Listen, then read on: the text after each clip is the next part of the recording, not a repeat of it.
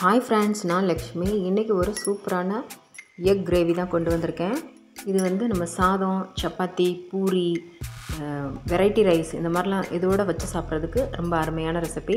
எப்படி செய்யலான்னு பார்க்கறதுக்கு முன்னாடி நம்மளோட KH CUTIES channel recipe subscribe பண்ணிக்கோங்க. பக்கத்தில் இருக்கிற பெல் ஐக்கானையும் கிளிக் பண்ணிக்கோங்க.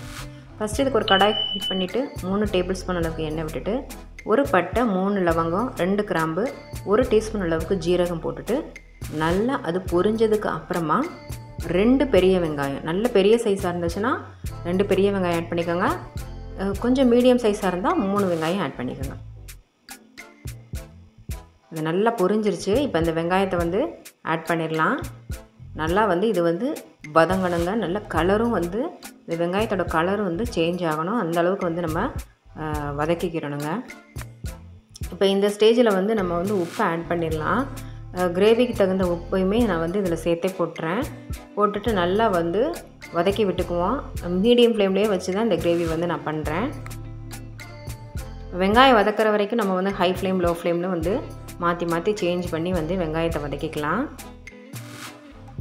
உப்பு போட்டோம்னா நம்ம உடனே வந்து வெங்காயத்தில் அந்த தண்ணிலாம் சுருங்கிட்டு கொஞ்சம் சீக்கிரம் வதங்கும். அதுக்காக தான் உப்பை வந்து ஆரம்பத்திலே வெங்காயத்தில் சேர்க்குறது.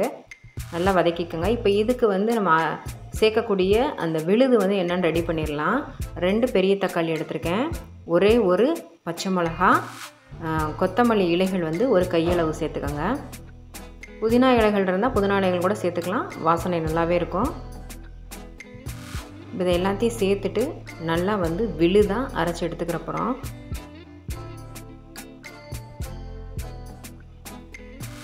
இந்த அளவுக்கு இருக்கணும்.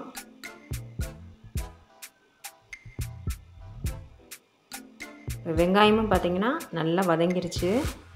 இந்த அளவுக்கு நல்ல கலரும் நமக்கு வந்து இந்த வெங்காயம் வந்து கலர் சேஞ்ச் ஆகி இங்கே பாருங்கள், அந்த எண்ணெயெல்லாம் வந்து நம்ம ஊற்றின எண்ணெய் எவ்வளவோ அது பிரிஞ்சு வந்துருச்சு.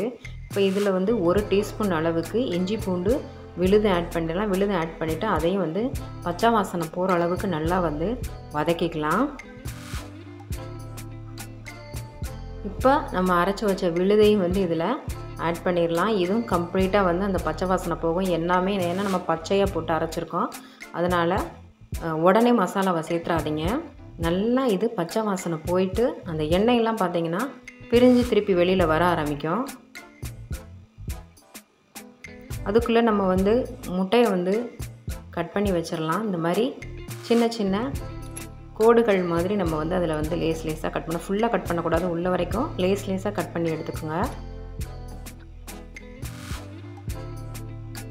இதை ஒரு ஓரமாக வச்சிடலாம். நான் 4 முட்டை எடுத்திருக்கேன் பாருங்க. இது எண்ணெயெல்லாம் நல்லாவே பிரிஞ்சு வந்துருச்சு. இப்போ இது தேவையான மசாலாவை ஆட் பண்ணிடலாம். 1 டீஸ்பூன் அளவுக்கு மிளகாய்த்தூள், 1 டீஸ்பூன் தனியாத்தூள், 1 டீஸ்பூன் வந்து கரம் மசாலா, 1/4 டீஸ்பூன் அளவுக்கு மஞ்சள் தூள் சேர்த்துருக்கேன், 1/2 டீஸ்பூன் அளவுக்கு மிளகுத்தூள் சேர்த்துருக்கேன்.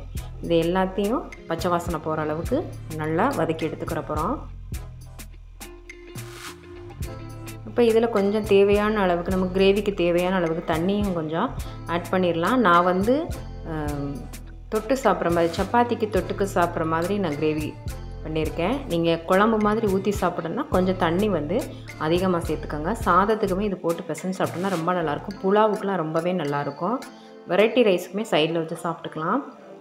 பாருங்கள், எண்ணெய் ஃபுல்லாமே கம்ப்ளீட்டாக பிரிஞ்சு வந்துருச்சு இல்லையா? இந்த ஸ்டேஜில் வந்து நம்ம முட்டைகளை வந்து ஆட் பண்ணிடலாம். ஆட் பண்ணிவிட்டு ஒன்றா அப்படியே வந்து கலந்து விட்டுட்டு ஒரு மூடி போட்டு கவர் பண்ணிவிட்டு ஒரு 5 நிமிஷம், அதுக்கு மேலே வச்சிங்கன்னா முட்டை ரப்பர் மாதிரி ஆயிரும். அதனால் 5 மினிட்ஸ் மட்டும் வச்சுட்டு பாருங்கள், எண்ணெய் கம்ப்ளீட்டாக திருப்பி பிரிஞ்சு வர ஆரம்பிச்சிருச்சு. இப்போ கொத்தமல்லி இலைகளை தூவிட்டு நம்ம ஒரு பவுலுக்கு வந்து ட்ரான்ஸ்ஃபர் பண்ணிடலாம். நீங்களே எப்படி இருந்துச்சுன்னு செஞ்சு பார்த்துட்டு கமெண்ட் செக்ஷனில் சொல்லுங்கள் ஃப்ரெண்ட்ஸ். மறக்காம நம்ம சேனலுக்கான சப்போர்ட்டை கொடுப்பீங்கன்னு நம்புகிறேன். அப்படியே லைக் பட்டனையும் ப்ரெஸ் பண்ணி விட்டுருங்க. நீங்கள் கொடுக்குற ஒவ்வொரு லைக்கும் எங்களுக்கு மோட்டிவேஷனாக இருக்கும் ஃப்ரெண்ட்ஸ். தேங்க்யூ ஃபார் வாட்சிங்.